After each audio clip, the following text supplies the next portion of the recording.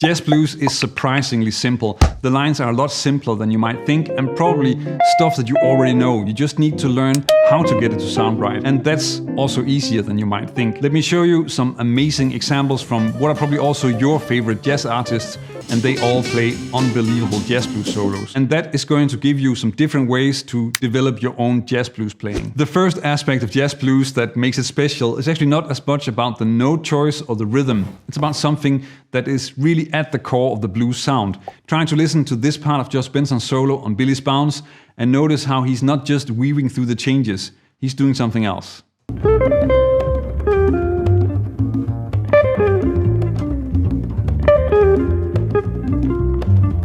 The notes that he's using here are often reduced to a scale, but I think calling it Dorian is maybe a little bit misunderstood. This is something I'll return to a little bit later. What you probably noticed is that he's repeating phrases. So he starts with,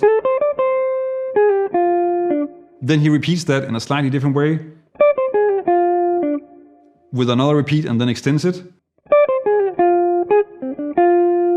And obviously motivic development is a massive part of most excellent jazz musicians' toolbox, but here I think it's also related to the blues, since the form of a 12-bar traditional blues is really about repeating and developing a motif through the form. In this case, the motif is fairly simple, it's just a descending melody, and Benson is moving the motif around rhythmically a bit, which is of course a little bit less common with blues, but is still clearly connected to that form. And this is definitely a thing you want to develop in your playing. You want to start working on playing short phrases and find ways to repeat them through the form. If you start to listen for it, then you will hear this all over the place in the solos of Wes Montgomery, George Benson, and Charlie Parker. In fact, you will see quite a few examples of it in this video. Let's look at some rhythms. Another thing that's different from more straight jazz and bebop is how many notes you're playing and what rhythms you're using. And again, George Benson is a great example. So I'll start with him and then move on to Wes. Check out how this phrase sounds amazing, but certainly isn't a bebop line. There are several reasons that this isn't a bebop line, but mostly the fact that he's playing quarter notes more than eighth notes is a big part of it. Having simpler and more grounded rhythms is in fact also a part of the blues sound, where bebop uses more syncopated rhythms in accents and longer eighth note lines. Like Benson, Wes can do amazing things with this, and you want to notice that both the previous two and this next example are really using the same set of notes over the blues, something that's also important to learn. You can also hear some of the other things that I already talked about in this example.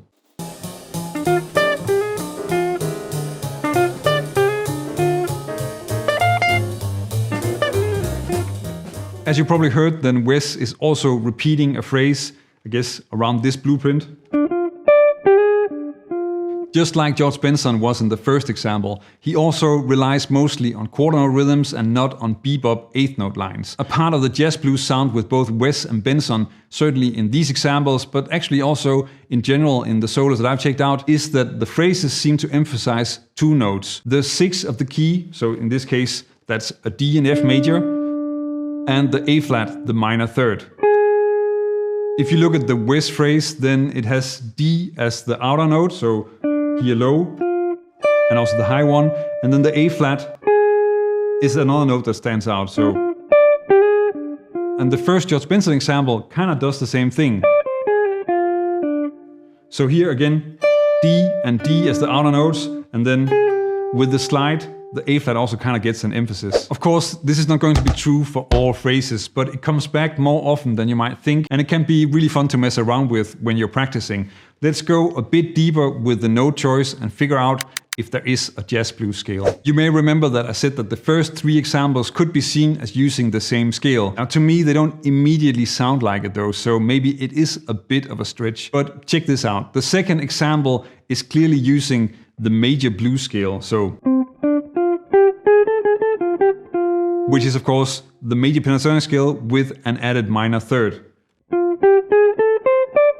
And the first George Benson example uses the same note set except for the note A, which is only used in the pickup.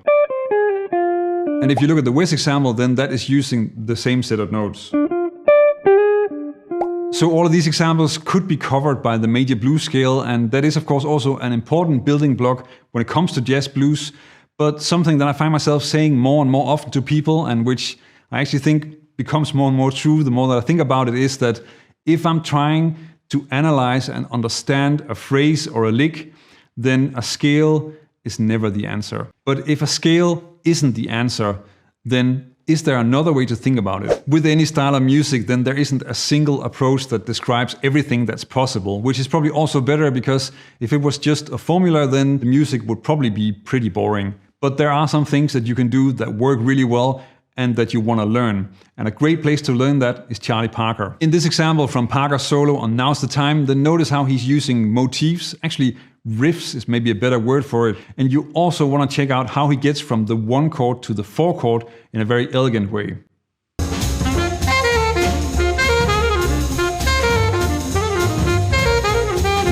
The riff in this example is built around an F major triad. And he's using that on the F7 and then he changes it to F minor when the song moves to B flat 7 to spell out that chord change and still connect the phrases, which is a really great way to do that. Now, in this case, Parker doesn't use the major pentatonic scale, and I think a better description is probably that he's adding notes around an F major triad, and there are actually some really great and fairly famous lines of his that follow that recipe, like this one from the opening of the Now's the Time solo. The first part is really just an F major triad with some chromatic approach notes.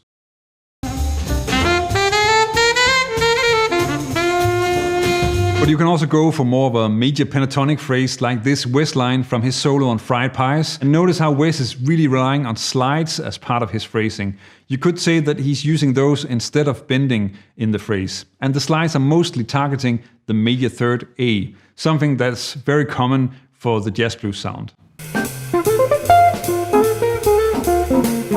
In general, slides, hammer-ons, or pull-offs are often the preferred techniques in jazz blues over bending, probably because people like Wes had very heavy strings and not a lot of sustain. But that doesn't mean that you can't find examples of bending. They're just not as common. What you want to explore is using slides and hammer-ons to get to the third of the chord. You had George Benson's pickup in the first example that sounded like this. But another great one to work with is using it as sort of an enclosure like this. Or you can use a hammer-on. But even if there's not a lot of bending, then there are other things that jazz guitarists can get very creative with, like double stops. This first example with double stops is a great demonstration of how jazz blues should not always go with the changes in the way that bebop usually does. But what you want to notice is that this creates a lot of tension and really drives the whole thing forward. And you also want to notice what type of double stop he's using, because that's something you're not going to find in an Eric Clapton solo.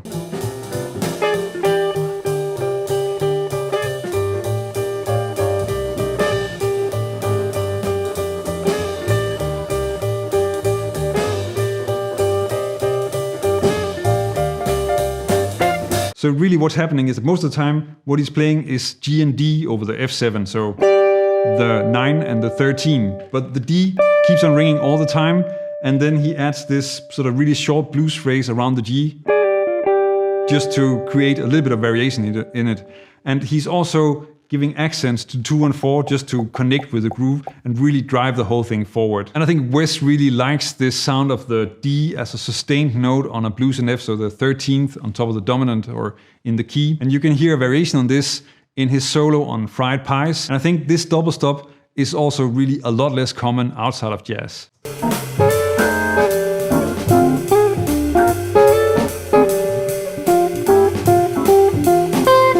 And you really want to check out this solo because the way that he's developing phrases and connecting from one phrase to the next is really amazing. Another important part of jazz blues is combining jazz chords with blues licks, which is an amazing sound. And here, Joe Pass is absolutely mind-blowing. If you want to explore how he does this and also how he approaches jazz blues in general, then check out this video, which has some of the most solid jazz blues you'll ever hear.